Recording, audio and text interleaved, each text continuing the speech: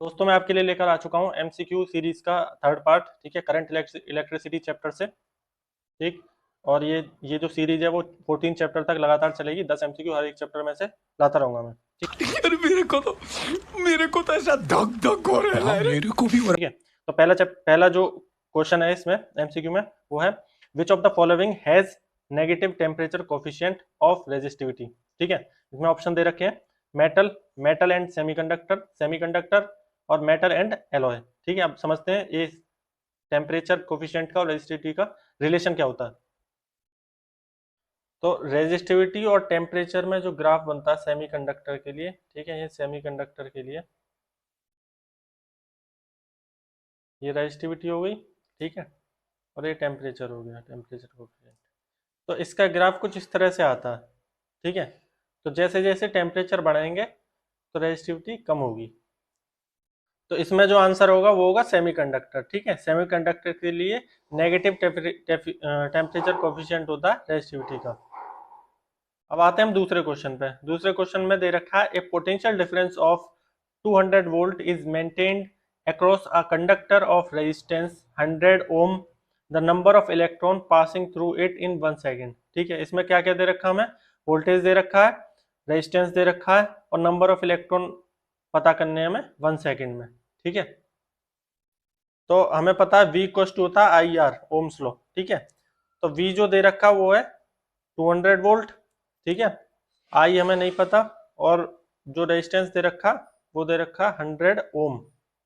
ठीक है, तो I आ जाएगा इससे 200 अपॉन 100, कितना हो गया 2 एम्पियर।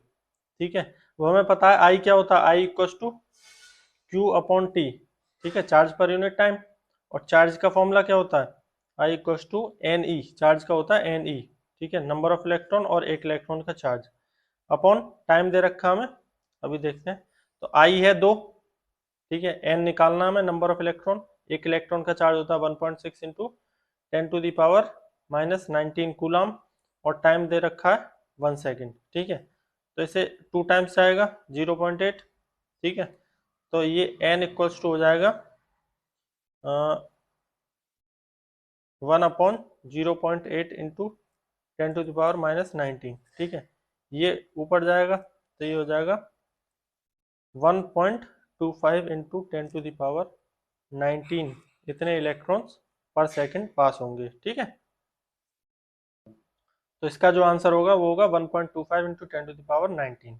ठीक है, अब आते हैं तीसरे क्वेश्चन पे। तीसरे क्वेश्चन में दे रखा है कि if N E tau and M, इनका सबका हैव दियर यूजुअल मीनिंग। ठीक है, इनके जो मीनिंग होते हैं वही है। Then the resistance of a wire of length L and cross section area A is given by. ठीक है, हमें क्या निकालना है, रेजिस्टेंस। ठीक है, ये सब फॉर्मूले दे रखे हैं, इन सब में से बताना रेजिस्टेंस का कौन सा फॉर्मूला होगा। तो आर इक्वल टू होता है वी अपॉन आई। ठीक है, वही ओम्स लॉ। ठीक, तो आर इक्वल टू ये हो जाएगा V अपॉन आई का फॉर्मूला क्या होता है N E A V D, या वी डी क्या है, ड्रिफ्ट वेलोसिटी। तो ड्रिफ्ट वेलोसिटी का हम लिखेंगे यहाँ पे, तो V upon N E A, और ड्रिफ्ट वेलोसिटी का फॉर्मूला होता है E capital E upon M into tau. ठीक है, ये फॉर्मूला होता है। तो ये हो जाएगा R equal to V upon, ये M ऊपर चला जाएगा तो VM हो गया, और एन ई स्क्वायर हो जाएगा, 2 ई है। ठीक है, ए टाउ। अब देखो एक एक ई और है कैपिटल वाला। ठीक, तो ये वी और ये हो जाएगा वी अपॉन ई होता है एल, लेंथ। ठीक है, तो आर इक्वल्स टू हो जाएगा M L upon N E square A tau. ठीक है, थर्ड वाले का आंसर होगा M L upon N E square tau A. ठीक है, अब आते हैं फोर्थ क्वेश्चन पे। फोर्थ क्वेश्चन में कह रहा था किरचॉफ फर्स्ट रूल। ठीक है, summation of I equal to 0 and second rule summation of I R equal to summation of E electromotive force. ठीक है, और आई क्या, करंट, आर रेजिस्टेंस। ठीक है, और आई करंट। ठीक, और इन सिंबल्स का खुद इनका यूजुअल मीनिंग जो होता है वही है। ठीक है, तो हमें ये बताना कि किरचॉफ फर्स्ट रूल और किरचॉफ सेकंड रूल ये किस पे बेसिस है। ठीक है, तो ऑप्शंस दे रखे हैं हमें, conservation of momentum and conservation of charge. ठीक है, conservation of energy and conservation of charge, conservation of charge and conservation of momentum, conservation of charge and conservation of energy. तो इसका सही आंसर होगा कंजर्वेशन ऑफ चार्ज। जो first वाला rule है वो कंजर्वेशन ऑफ चार्ज है उसका प्रिंसिपल, और सेकंड वाला जो रूल है वोल्टेज रूल, उसका प्रिंसिपल है कंजर्वेशन ऑफ एनर्जी। अब देखेंगे हम fifth question. A car battery is charged by a 12 volt supply, ठीक है, and energy stored in it is 7.20 into 10 to the power 5 joule, ठीक है। तो charge pass through the battery, ठीक है, हमें क्या निकालना है, चार्ज कितना पास होगा जब एनर्जी दे रखी है और हमें वोल्टेज दे रखा है। तो वोल्टेज दे रखा है 12 वोल्ट, ठीक है, एनर्जी दे रखी है U equals to 7.2 into 10 to the power 5, ठीक है, जूल। तो ये क्या होता है, एनर्जी इक्वल्स टू होता है QV, ठीक है। तो चार्ज हमें पता नहीं है, तो चार्ज निकालेंगे हम V अपॉन U, मतलब वोल्टेज अपॉन एनर्जी। तो वोल्टेज ये हो जाएगा, ये एनर्जी अपॉन वोल्टेज होगा, ठीक है, U अपॉन V। तो एनर्जी कितनी दे रखी है, 7.2 into 10 to the power 5 joule, ठीक है, और वोल्टेज कितना देख रहा है 12। तो इससे एक ये हटाएंगे तो नीचे एक 10 आ जाएगा, ये 6 टाइम्स आएगा, तो हमारा आंसर आ जाएगा 6 इंटू, ये एक पावर ऊपर जाएगी तो एक पावर ऊपर से कम हो जाएगी, मतलब 6 इंटू 10 टू द पावर 4, और चार्ज है तो कूलम यूनिट, ठीक है। तो इसका जो आंसर होगा वो होगा A, 6 into 10 to the power 4 coulomb, ठीक है। अब देखो इधर ध्यान से कि यहाँ कूलम दे रखी है, यहाँ जूल दे रखी है, जूल दे रखा है, ये कूलम दे रखा है, तो ये तो ऑप्शंस होंगे ही नहीं जूल वाले, ठीक है, तो इन्हें तो पहले ही एलिमिनेट कर दो, फिर बाकी ये दोनों बचा, फिर आप सॉल्व करके आप इसे सॉल्व कर सकते हो, ठीक है। अब आते हैं क्वेश्चन नंबर 6 पे। The dimension of mobility of charge carriers are, ठीक है, डायमेंशन पूछिए मोबिलिटी की, ठीक। अब समझते हैं मोबिलिटी है क्या पहले। तो मोबिलिटी जो होती है वो होती है drift velocity upon electric field, ठीक है। तो ये तो वेलोसिटी है, इसका तो हो जाएगा LT-1, ठीक है, डायमेंशन। और इलेक्ट्रिक फील्ड का कैसे निकालेंगे, इलेक्ट्रिक फील्ड का होता है F इक्वल टू QE, ठीक है। तो E इक्वल टू हो जाता है फोर्स अपॉन चार्ज, ये हो जाएगा F अपॉन Q। फोर्स की होती है ML T-2 और चार्ज की होती है AT, ठीक है। तो ये ऊपर जाएंगे तो कितना हो जाएगा ML T-3 A इनवर्स, ये तो इसकी आ गई, ठीक है। तो यहाँ E की रख देते हैं हम, तो क्या आ जाएगा ML T-3 A इनवर्स, ठीक है। अब जब ये ऊपर जाएंगे तो देखो पहले L से L खत्म, और ये -3 है, ऊपर जाएगा प्लस का हो जाएगा, तो ये बचेगा MT2A, ठीक है। तो ये हो जाएगा ड्रिफ्ट वेलोसिटी का, नहीं, मोबिलिटी का डायमेंशन।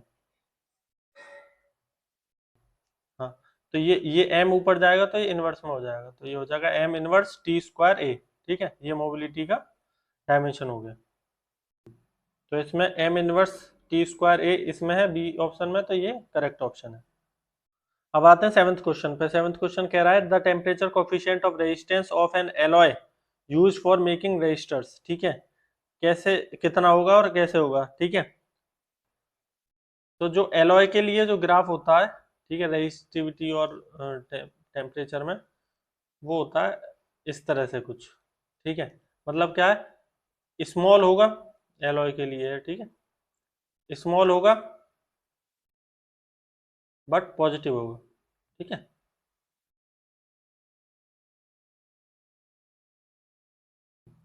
तो इसका जो आंसर होगा वो होगा ए, स्मॉल एंड पॉजिटिव। अब आते हैं एट्थ क्वेश्चन पे। एट्थ क्वेश्चन कह रहा है a 220 volt main supply is connected to a resistance of 100 kilo ohm, ठीक है। द इफेक्टिव करंट, देखो हमें वोल्टेज दे रखा है और रेजिस्टेंस दे रखा है, हमें फॉर्मूला पता है ओम्स लॉ के हिसाब से कैसे होना चाहिए, V इक्वल टू IR। तो हमें पता है क्या होता है V equal to IR, ohm's law, ठीक है। तो V दे रखा 220, I हमें निकालना है इफेक्टिव करंट, और रेजिस्टेंस दे रखा है 100 किलो ओम, मतलब किलो लग गया तो 10 टू द पावर 3 लग गई, ठीक है। तो I इक्वल टू हो जाएगा 220 अपॉन 1, 2, और ये 3 0, ठीक है, 1 0 से खत्म, और ये यहाँ पॉइंट लग जाएगा 2.2 इंटू, और ये ऊपर जाएगी तो पावर -3, तो ये हो गया 2.2 इंटू 10⁻³ एम्पियर करंट, ठीक है। तो इसमें जो आंसर दे रखा है वो 2.2 मिली एम्पियर, वो मिली एम्पियर का मतलब इंटू 10⁻³ होता है, ठीक है, तो उसमें कंफ्यूज नहीं होना हमें। तो ये 9th क्वेश्चन देखते हैं। A cell of EMF E and internal resistance R is connected across a variable external resistance R, ठीक है। तो graph of terminal potential difference V as a function of R, ठीक है। वी को we और are के बीच में हमें ग्राफ पूछा है क्या होगा, ठीक है। तो इसका जो ग्राफ होता है वो इस तरह से होता है, ठीक है, थोड़ा सा बढ़ता हुआ, और ये ईएमएफ है उसका, ठीक है। तो ये वाला ग्राफ होगा वोल्टेज और रेजिस्टेंस के बीच में। अब देखेंगे last question of this video, ठीक है, 10th question. Each cell in circuit has an EMF 2 volt, ठीक है, ये सर्किट दे रखा है, इसमें 3 सेल लगे हुए हैं, तीनों सेल का जो वोल्टेज है वो 2 वोल्ट है, ठीक है। इंटरनल रेजिस्टेंस सबका 1 ओम है, इसका भी 1 ओम, इसका भी 1 ओम, इसका भी 1 ओम, और एक एक्सटर्नल रेजिस्टेंस लगा हुआ 2 ओम का, ठीक है। हमें वैल्यू ऑफ करंट बतानी है। ऑप्शन दे रखे हैं 2.4, 1.25, 1.20, ठीक है, सब एम्पियर है, तो इसमें हम एलिमिनेट नहीं कर सकते, इसे सॉल्व करना पड़ेगा हमें।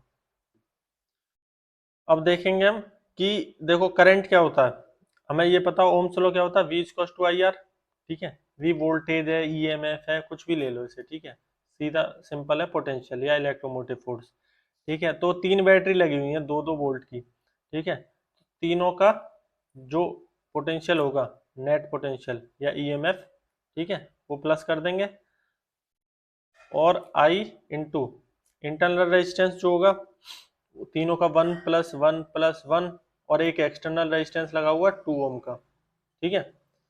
तो ये कितना हो गया 6, और ये कितना हो गया 325, ठीक है। तो I इक्वल्स टू 6/5 कितना हो गया 1.2, ठीक है, 1.2 एम्पियर हो गया इसका आंसर।